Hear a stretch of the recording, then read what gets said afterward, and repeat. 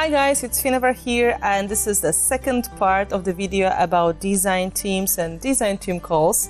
The material started to be really long, that's why I decided to divide it into smaller portions, and I hope you will like that.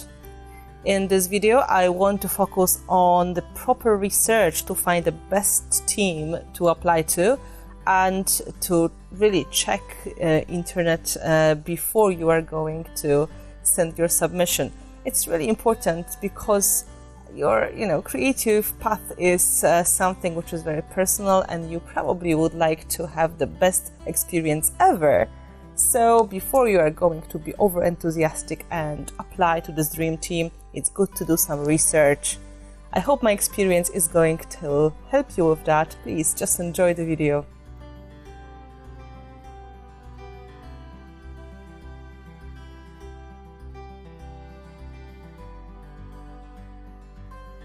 So let's say you've decided you really want to work for a brand or the shop.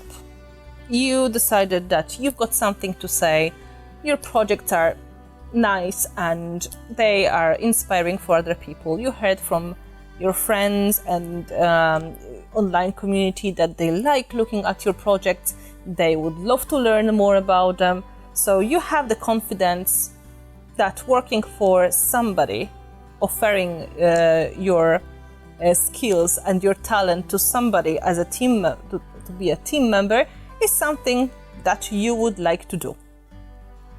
That's the most important thing, to feel that you are ready.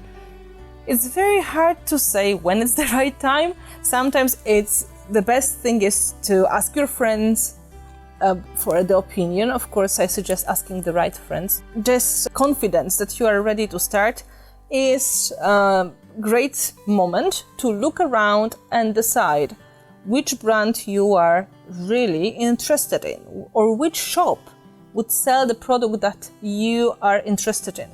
Because you can do some things to maximize your chances, and you can make sure that you will just take some steps that will put you closer to that. I think the first thing on the list I would suggest to you is to do your research.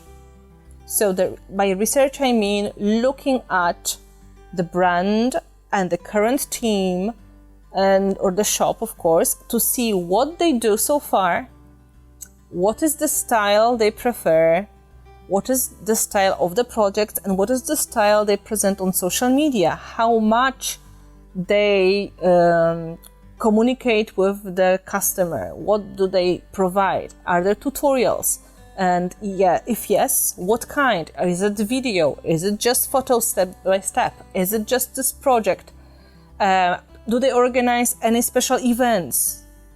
Do they have any unique style maybe in communicating, or in a preferred style of creativity? Maybe you are looking at the very simple, very organized team, and inside you are grungy and messy, right? That would not be the great match.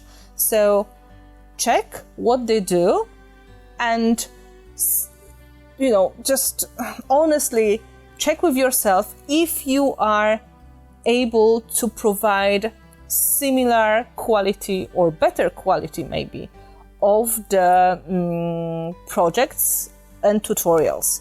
So for looking at my brand, for example, you can see the creative team, they provide projects with the video tutorial, and the video tutorial is in English. So because this is the most popular language to learn things, and they provide good quality, clear photos for social media.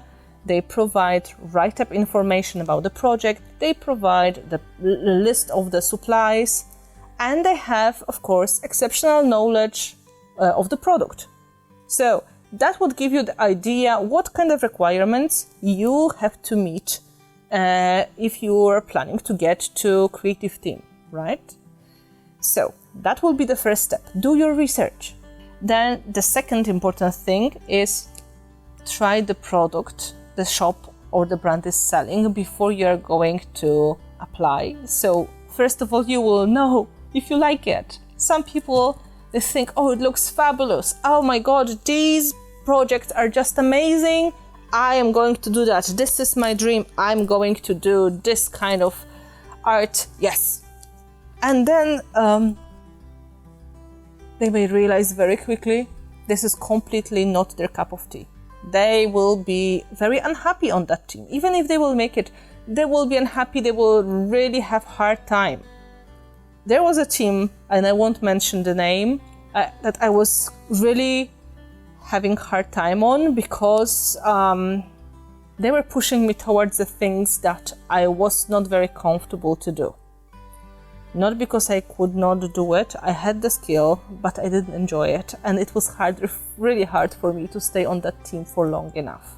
And because the team is usually longer commitment, you should make sure you know the product and you like it before you will apply to the team. Because that may be just simply a mistake and it's going to be disappointment for you and also disappointment for the brand who was hoping to get somebody brilliant on the team with a lot of talent and maybe unique style, and then it just doesn't go together nicely. Next important thing is to get visible. That is one of the important things that you have to do. Visibility is the key in the market, on the market now. People go on Facebook, people go on Instagram, people go on YouTube, and they want to see beautifully presented project and product. They would like to have some consistency, so they like to see projects from people on the regular basis. So if you make something, don't be shy. Take photos of it and share with people. You don't have to do it every day, right? Or every second day.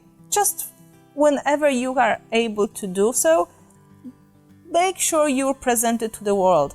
Don't put it on the shelf. Take a photo of it and show to the people. Ask their opinion. You have to get used to being seen and people say judged by others. You have to get used to that not all of the projects, no matter how brilliant they may be, will be well seen by everybody. They will not always be popular. Something may happen and that may be a bad day. People won't be looking at internet at all because they will be watching their favorite show or the match. Don't overthink it. Just do your thing. Enjoy the project. Have fun with it, but don't forget to share with others. If you're planning to get on the team of the brand or the shop, there are some ways to get more visible for them as well. Remember to tag them on social media, use the hashtags on Instagram so they can see you and they can recognize your name and they can see the projects you are doing. Because if you are not using the tags, if you are not putting them in the groups, it's hard to see even the most talented people, because this is how the algorithm works. If you are not doing things like that, it's harder for us, the brands, to see you. I had to do it myself when I was starting in different teams. Before I was even considered to be part of the team, I was posting on message boards, I was showing my projects, I was talking to people, I was leaving the comments, I was friendly, and I was trying to support others, just, to get that community together. And then kind of naturally, if somebody is commenting on your project, you will be more likely to comment on the others. This is how it works. Just being friendly and supportive, it really is a good thing. So it's going to come back to you as well. Also, it's a very good idea to take part in challenges where you can try yourself. And if you're going to win, you're going to be visible. Sometimes it is offered to be a guest designer for somebody. This is a great start before trying for design team. So being visible and being brave as well, it's very important. Next important thing is not to get overloaded with work, because sometimes we are getting a bit overwhelmed with all the commitments that we have, and then it's harder for us to produce good quality projects that we will enjoy. Too many teams may be not really a good thing for you. If you are not focused, if you are doing a lot of different things, it is always reflecting on quality of your work. You're simply getting tired. You don't really feel that much joy of creating anymore. You put too much pressure on yourself. And believe me or not, burnout is a thing, and it's real, and it happens, and it also happens in craft community. I've seen it, and I'm really tempted to talk about that in the future as well. There's a lot of competition between shops, between brands. So being everybody's person may not be the good thing, really.